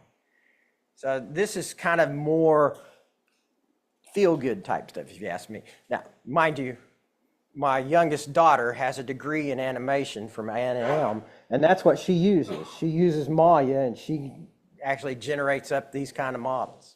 And so, like I said, it's the voodoo side of 3D design and CAD. So let's just take an idea, and I went out online, and I just went out to Google, and I found a drawing. Give me a 3D blueprint of something. And I found this online, and I said, okay, yeah, for this, I can draw that up. And so I said, okay, where's my X, Y, and Z planes? And so that's what I did here. I decided what was X, Y, and Z. And then from that, I went and you extrude that into an STL file. Well, you first have to draw that X and Y plane. So when you do that, and then it turns into a 3D printed part, but you've got to draw it. So if we focus only on that X and Y plane, that's the flat part that's on the bottom. And so then in the CAD drawing, this is what it looks like.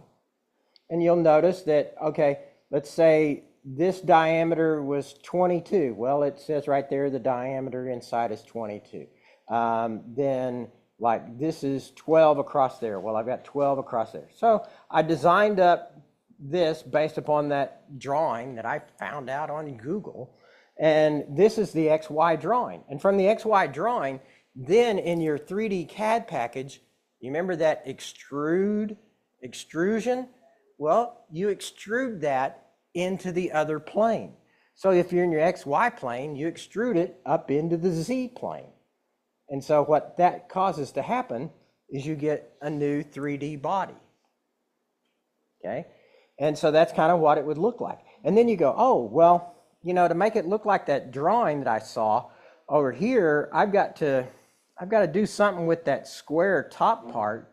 So I've got to draw in those circles, and I need to take off the top of those circles. I need to cut that out. Well, your 3D CAD package will do that. It will extrude and it will cut. And so once you've gone and cut that, then what you have is you have something looking like this. And that was in your X and Z plane. Well, then you go, okay, well now I've got to do this front plane of the Y and Z. And so you draw in the back part that's here, and that's what these circles are. And then you cut that middle part and you extrude this bottom part, which gives you basically this part, which is exactly like what you were looking at, right? So from that, you get that, which looks, when it's 3D printed, like that. Now, on this 3D print, okay, this is when it's taken, and you take the STL file and you convert it into G-code in the slicer. The slicer will say, oh, where's that support I've got to put? Well, you'll notice these green areas here, right here, that's the support. And so in this model, I'm going to pass it around, you'll notice that support. Well, the neat thing about 3D printing is, hey, once I've done this and I've taken it into a slicer, and there's different types of slicers, there's filament slicers and there's resin slicers, I can take it and I can scale it to 50%. Tricky. And it's the exact same part, just scaled at 50%. So this is an example of me printing that at 50%. And you'll notice that it is putting in that support material as it's going up. Is that your machine right there? Yeah, that's my machine right there. Yeah, that was sped up. Yeah. Okay. So then let's take a look at 3D printers, because I told you there were two types of 3D printers. You have your FDM printers and your SLA printers. FDM is where it takes a spool. SLA is where it takes a resin. And so what you have here is the differences are that resin gives you higher resolution. David Cowles can really basically attest to this in that when he printed off the little wasp nest, or Daryl Cowles, wasp nest, you can get that very fine resolution. And I have a resin printer that I have some of that also, and I'll go through that here real quick. Or the FDM printer. And so this is an example here of my FDM printer. I can do up to actually 8 colors instead of 4. And then this is my resin printer. So, and the thing about it is the costs are pretty much the same either way. With an SLA printer, you have post-production stuff. An FDM print, which those ones that I've sent around to you so far, those are filament prints. You can just take it off the print bed and it's done. With the resin printer, you have to UV cure it and then wash it, or wash it then UV cure it, because you've got to wash off that resin because the resin is toxic. So you always wear gloves and you always wear a mask. So you have to be very careful if you're doing resin printing. So I actually use 99% isopropyl alcohol. I mean, we're not talking the 70% like you would get at CVS. 99% to wash the resin off of the print. So, and different printers can handle different print volumes. The FDM printers can actually give you a larger print volume. By print volume, that's how big your print can be in all 3 of the dimensions. And so you're a little more limited when you're talking the resin printers, just because it's the size of the LCD screen in there that's exposing this. And so we'll get to that in just a second. So I don't know if you can really tell here, but here's an example of the same print. This one, you see this banding that comes along the lines. This is an FDM print, whereas this is a resin print. And you do not see that banding because the reason you don't see the banding is because the layer height is a whole lot less in resin print. You can actually get it down to half 0.05 millimeters in there, whereas people that do FDM prints, they're either a 0.1 or 0.2 on layer height. And the same is true with this little cog. You can see artifacts in one where you don't have it in the other. So with the types of print materials you have in the FDM, you have way more types of plastics that you can work with. They range in temperature that you have to have. The easiest to use is this polylactic acid, which is PLA, which is what I primarily use for everything. Because it's very easy to use, it's very forgiving. You don't have to have a temperature-controlled print volume. Your printer doesn't have to be encased in something to keep the temperature in there steady. If you're doing the ABS, which is the styrene, you have to have a temperature-controlled environment to make that work.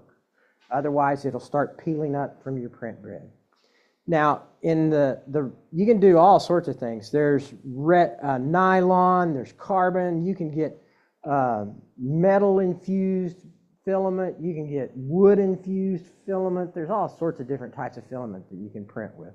Whereas SLA, you have a lot more limited selection of materials. There's just not so many that are out there. So this is just a quick list of, some of what CNET said was the best printers. They actually said this Bamboo PS1 was the best. And then for an Anycubic, they thought was one of the best for the resin printers. So the thing about printing is you get what you pay for. Okay? You spend more money, you're going to get a better print. But there are printers that, you can get for $100, okay, that are the filament printers. But you're not going to get as high quality as you would out of a $1,500 or $2,000 printer. So FDM, like I said, it just takes this spool of plastic, it heats it up, squishes it through a nozzle onto the build plate, and the width of your filament, there's 2 main types widths of filament. My first 3 printers used this 2.85 millimeter filament, but I have gone away from that. It's almost twice the size, down to the 1.75. Because the 1.75 is much more available to find as print filament.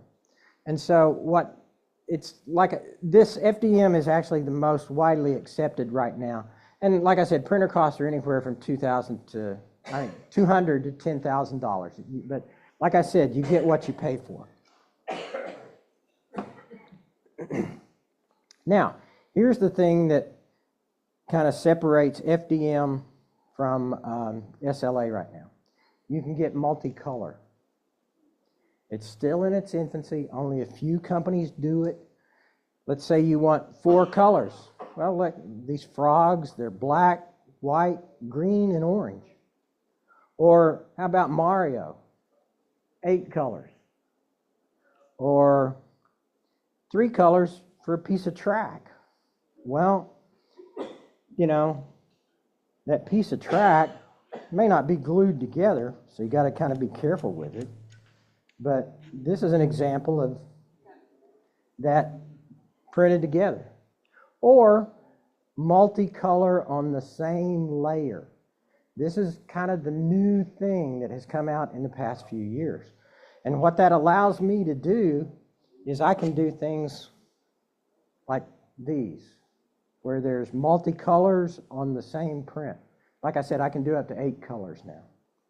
And so when you're talking something like the Super Chief, that's 8 colors on that print. Yeah. Are there major time differences, filament versus resin, from a process perspective? I've found filament is a little bit slower than my new, resin is a little bit slower than my new filament printers. Because my new bamboo printers have 4 speeds. You have the slower speed, normal speed, sport speed, and ludicrous speed. Okay? And yeah, so I kind of go away from those. But then let's go into resin. So resin uses that liquid that's a photosensitive liquid that as soon as it gets a piece of UV light on it, it hardens. So you don't take your resin and put it outside, okay? Because the UV light, it's going to harden right then. And so what happens is it's toxic. You need to be careful with that. You have some sort of wash station and then a UV cure station that you have to actually make it into something that you can hold. And so an example of that I'll pass around in a minute. But this is an example of an ore car that I found a patent for out online. Okay? And I went and I said, hey, I'd like to make that into a car. But, you know, I'm an N-scaler, and because the N-scale versions of ore cars were starting to get up to $20 a car. And I'm like, I can design one up cheaper than that, you know, and start printing them out. So I actually did that, and I printed a few of them in N-scale. You know, there's that one. Oh, wait a minute, here's another box of them, you know. And so just to make them in N-scale. And so the thing about making a car like that on a resin printer, because this is a resin print, you'll notice that there's very high detail that goes in there. But it prints upside down. And you're like, upside down, yeah. So what happens is, as the prints, instead of the head coming up, the entire build plate comes up, and on the bottom here, it gets exposed to light on an LCD screen. And that hardens it on the bottom, and then it makes it come up, and it does the next layer, and it comes up, and it does the next layer, and comes up, and does the next layer. And so that's the big difference in between a resin and a filament printer, is that one, you get a lot of detail in a resin printer that you won't get in FDM because it doesn't have to move as far because that light will focus on a very smaller spot. And so, you know, I'm passing around this car right now, but let's take a look at what it actually takes when you go through the slicer. Go ahead and go back to that, Dave. That's gonna, this is the output of the slicer, and what I want you to focus on when it actually starts drawing, Watch right here along the edge, that right there, you see those little blips of white coming out that come on each of those right there? That little blip are the rivets that are along the side. And so this is the creation of the file that's going to the printer to make that resin print. Okay? And like I said, it basically just makes a little movie that you're printing out on an LCD screen that as it prints, it just moves it up higher, a little bit higher, a little bit higher. And what you see on the outside here, all these little weird looking things, those are the support that has to be there to hold up something that large to keep it from falling off of the print plate.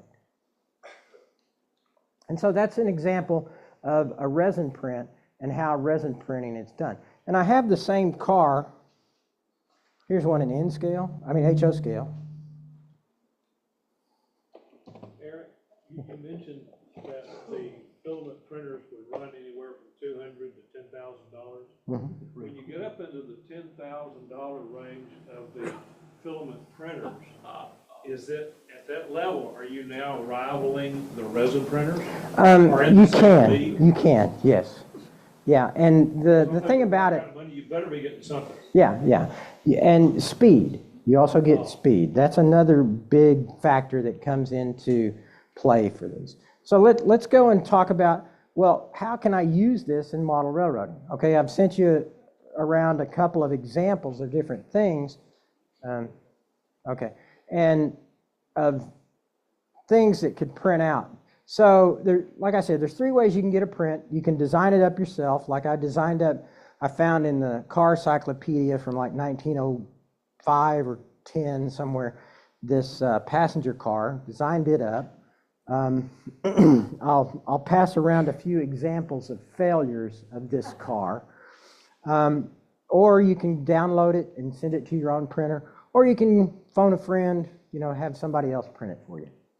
So to design it yourself, we kind of went through that, through doing the CAD and whatever. And the thing is that I've seen a lot of files that I've downloaded from Thingiverse that are drawn in a 1-to-1 scale. 1 foot in your drawing package equals 1 foot in real life. Well, the problem is I'm only going to print that in something this big, so it has to scale a lot to get down. It's like when you go to a copier and you have to reduce and you reduce and you reduce. So I have found that there's a few things for me, like if I'm doing brick, I will actually start a drawing in N scale usually, and in N scale I take 2 millimeters equals 1 foot, just kind of as a rule. So, and then like on the back of your printout, there's this chart that shows the scale factor. And so to take that N scale into HO, I scale it up by 184%. So, for a brick, in N scale, 2.75 millimeters by 0.75 millimeters. And so basically, that's a drawing that turns into bricks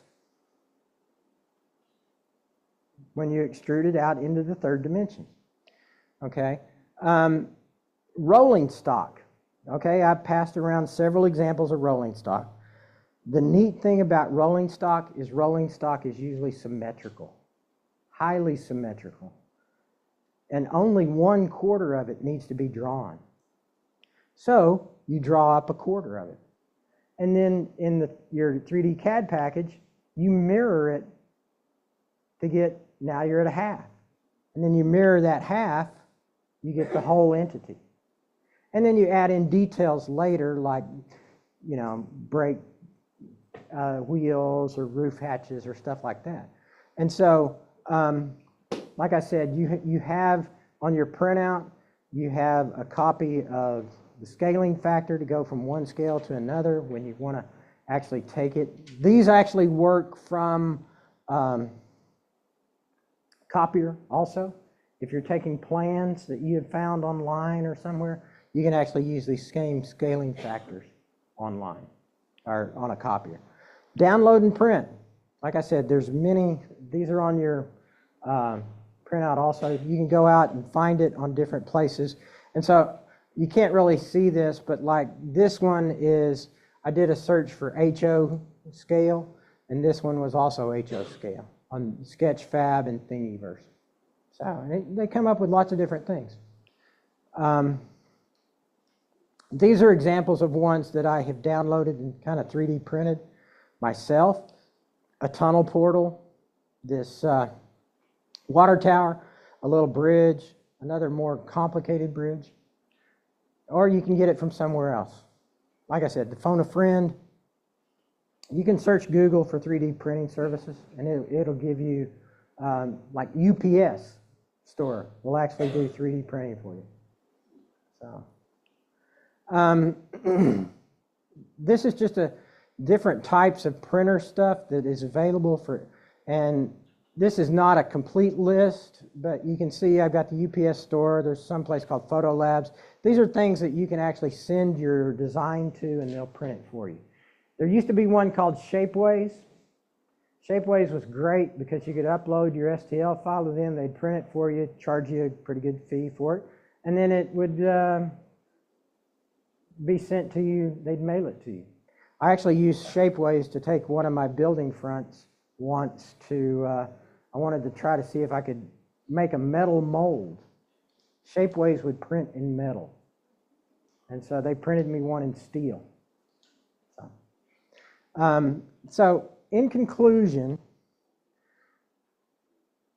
home 3D printing is really still new. It's in its infancy. It may be crossing over into the realm of being called a toddler. It's still got bumps and bruises all over it, you know. But it's getting better. There, you know, up until just a couple of years ago, you only had one color that you could print per layer. If you wanted to have multiple colors, you had to take the filament off, put another filament on, and that was the next layer. You couldn't even print it on the same layer, okay? Resin printers, they're still one color. The thing about it is that bed leveling is probably the biggest pain in 3D printing right now. And that's in filament printing and resin printing. But it is changing in the resin printing world. And the FDM printing, there are now, like my Bamboo will do the auto bed leveling, and I don't even worry about that anymore. Used to, I had to do 100 different points on the print bed to get it level. And it's very, very pain and time consuming. Okay, there's not a Star Trek replicator. You know, it just doesn't exist. I'm sorry, it's not there. And it's going to be a while before you get to something like that. And like I said, the multicolor prints are just starting. And so there's a few companies that are doing it. There's the last one there, the DaVinci Color 3D printer actually uses an inkjet. I don't know if you have an inkjet printer at home where it shoots colored pigment into the plastic. The prints on it will come out a pastel looking color rather than a hard deep color. And you, no matter if you have resin or filament, your prints are going to fail. You will have failures. Just know that it's going to happen. You'll have adhesion problems. And by adhesion problems, I'll show you an example of an adhesion problem. This didn't stick. Okay? And, or you have filament that jam. This is an example of spaghetti. Good job there. Okay? That is a lot of spaghetti. This one was actually a friend of mine that did that one.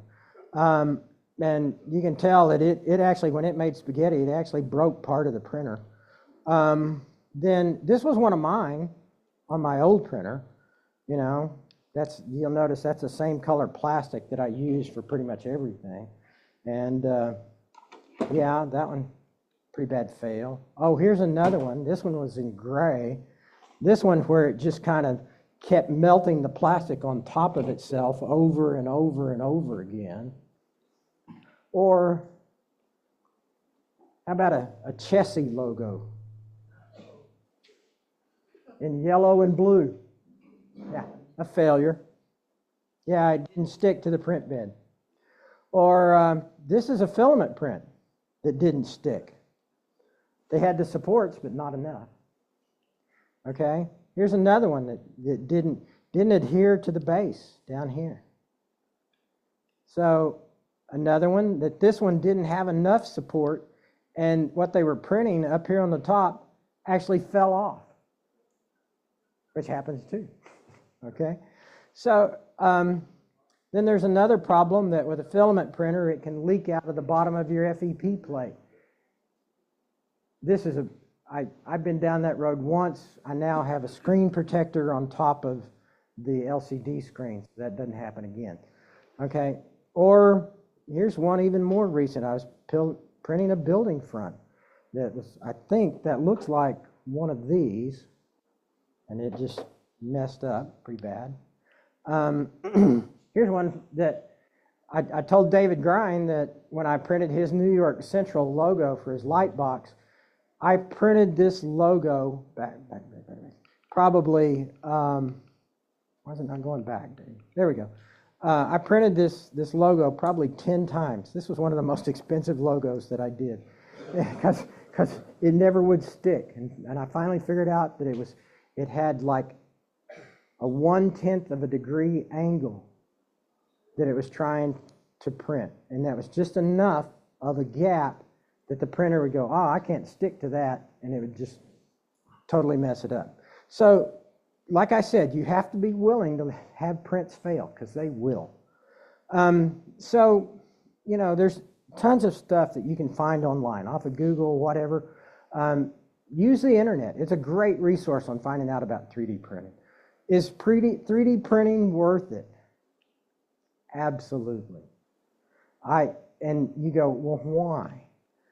You're able to make things that the manufacturers don't have. If you can think it up and design it, or find it online, or find somebody that can design it, you can have things that people don't have. But let's take, your specialty items. They become commonplace. How about a 3D printed Gordy Robinson, president of the NMRA? Or how about a 3D printed Mike Mackey? Mike's got a couple of these on his layout, actually. Okay? And it really is kind of, last year at the NMRA National Convention, a guy called it a hobby within a hobby. And it is, because you can do so many different things. And like I said, your ideas become reality. And I'm going to give you an example of that. Back in the 90s, I don't know how many of y'all remember Zach's, the hobby store, or craft store. They did a going out of business where they were selling off all of their woodland scenic stuff, like 75 cents, 50 cents a bag. And my wife and I, we went all over the Metroplex to every Zach's, and we tried to clean them out of this stuff. And then I had them in these bags. I didn't know what to do with them. So there was a website called Webstaurant for restaurant stuff. And they had these shaker bottles. And I'm like, oh, I can put all that stuff into those shaker bottles, but you know what? I need a funnel. So I designed up a funnel to go in top of these shaker bottles. And so, little things like that. Or just your ideas, they turn into reality. So like over here on this, you see there's this PL&E switch tower. This is a friend of mine. His great-granddad worked in that tower, and so I designed it up and actually made it into a 3D model for him. Okay? Then this is a drawbridge in Fort Myers, Florida. I have two versions of that up here. I have an N-scale version, okay? And I have an HO scale version of the exact same drawbridge. There it is in HO. Or the ore cart. You saw that one, and here it is in those very different scales that I showed you. Or the passenger car that I still haven't got a good print out of. Or here's one. Do everybody remember a couple of years ago, Dwayne did that class on, and we made cars. I don't know if y'all remember that, where we made them out of wood. Well, I'm not the very best person of getting things square when I assemble.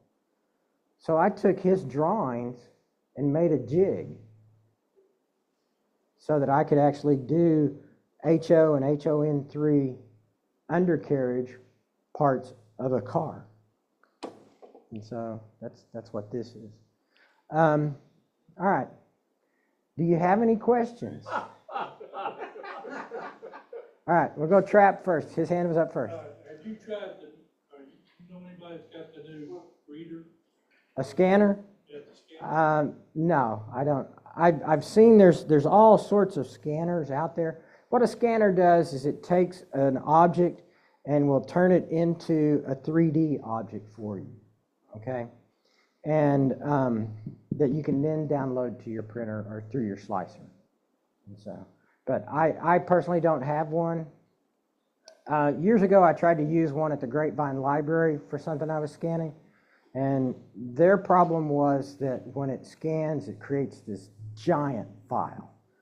So, like one of my buildings may be a couple of hundred K in size, whereas with a 3D scanner, it may come in at 8, 10, 12 megabytes. Yeah, it's huge compared to what you draw. Okay, right here. Any special considerations for adhesive? Any special considerations or for adhesives? Okay, adhesives all depend upon the material. I use super glue. Super glue has always worked real well for me. And, you know, Mal actually asked the question of how do I cut this plastic? Because it's a hard plastic. I mean, this PLA is a very hard plastic. And what I've found is the little X-Acto saw blade cuts it really well, you know. So, or you can scribe through it if you're really want to. You can actually scribe through it.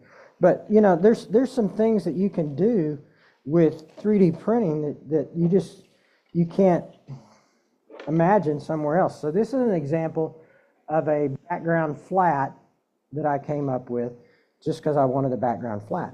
And I had this customer down in San Antonio, or is he Austin? Tom knows him, Kim Zhang. And Kim said, hey, Eric, I've bought 3 of your background flats over the years, but I really want a building that puts those together and makes them Y. I want to put 3 of those Y.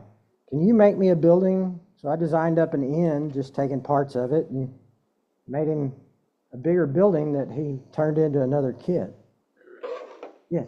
The building you're holding, is that 4 pieces or is that all done as one? That is 4 pieces. Okay.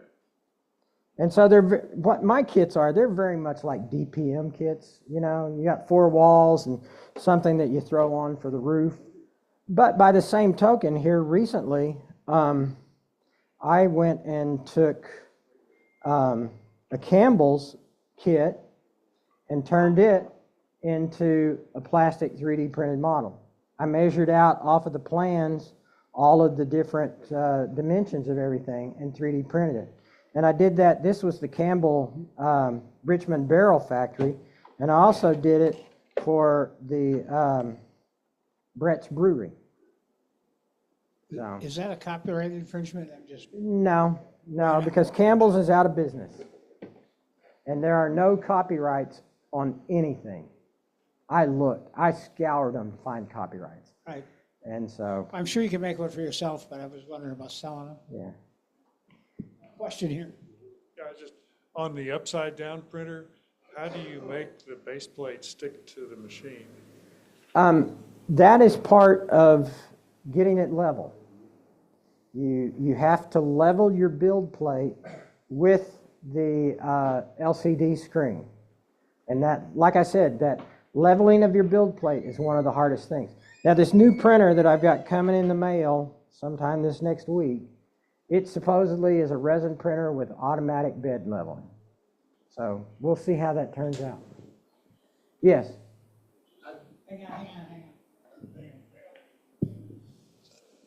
I bought one of those bamboo printers about a month ago. It's the one in the box. I don't know the model number, but it's just been painless. I mean, I can't believe how easy it was to get started in print. It's like I said, I've been doing this for about 8 to 10 years now.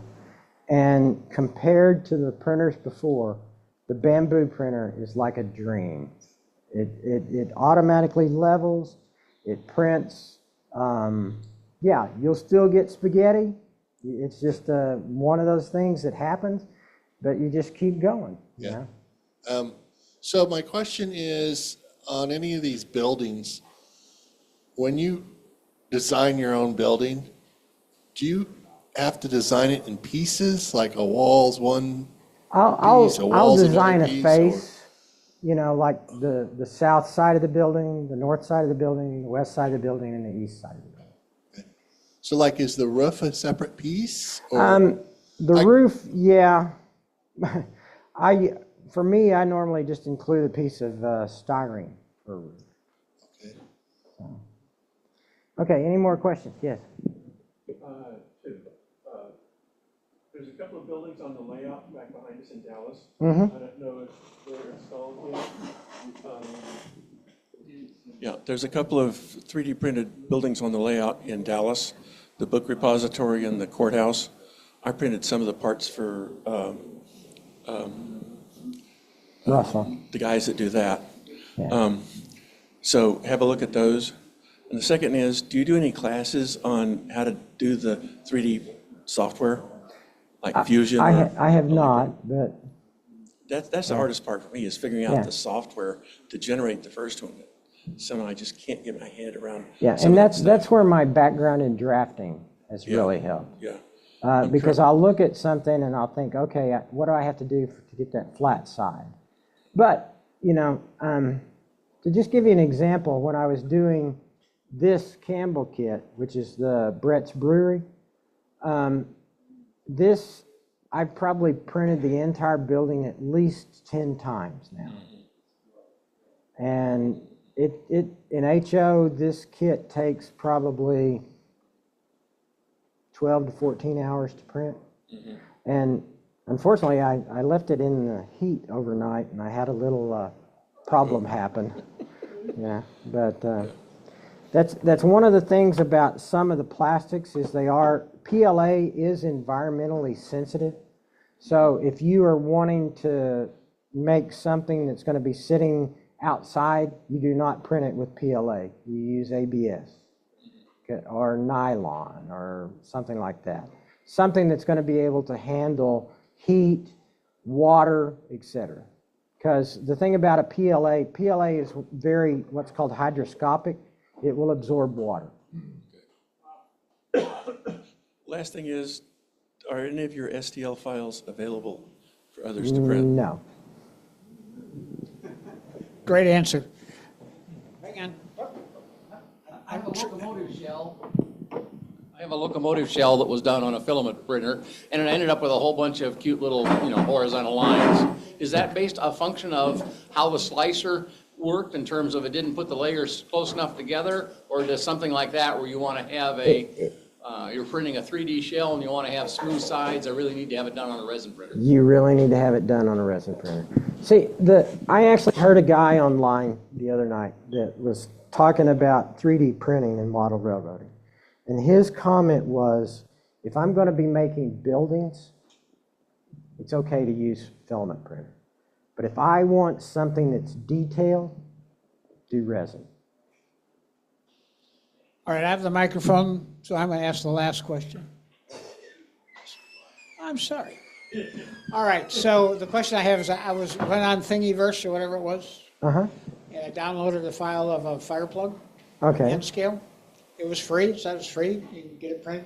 Now, what do I do with that file? Send it to you, you print it, or somebody like you? Yeah, Find you somebody have to print put for it me? into a slicer because that's an STL file. I don't want to do any of that. I just want it done. What is it? It's a fire plug, It's a fire plug. N-scale fire plug. Yeah. So And- I can't and- send that to you, you can't print it? Well, I'd rather not. No, I'm Yeah. just wondering. My how do I- my resin printer right now, I have not printed anything on my resin printer in about 8 months. That's why I've got a new one coming in. All right, so the question is, what do I do with that file? How do I get those fire plugs printed? Well, that's where you phone a friend. Say, I have, Local library didn't have a maker. or you can take it, with a USB file to a library, but it's still gonna have to be sliced. It has to go through the slicer for the printer that you're gonna be putting it onto. And so every one of these slicers usually has settings for the particular printer you're trying to put it on. Okay? No. I want to take that STL file, and in a week, I want my fire plugs back. Yeah, you're How do I just do not that? there. You're not, the world is not there yet. The library will do it for you. They charge you like per ounce of material. A very modest fee. You have a rolling Mail disc them, bridge I here want- with I did a seagulls. Thingiverse file, I gave them. Well, I was the just number, trying to detail it. Printed it up after a certain amount of time and I. Yeah, but I'm interested in the seagulls. Those are actually a knock Okay. print, or a knock purchase. I got them at Discount Model Train. Kind of puts sketch building. Yeah. So literally everything you see up here that is a building is considered scratch built, according to the NMRA standards. Everything here is scratch built. As long as you do the STL file yourself. Yes. Hey, I had the last question. Eric, thank you very much. Right. Great job. Yes. Thank you, Eric. Outstanding. Thank you.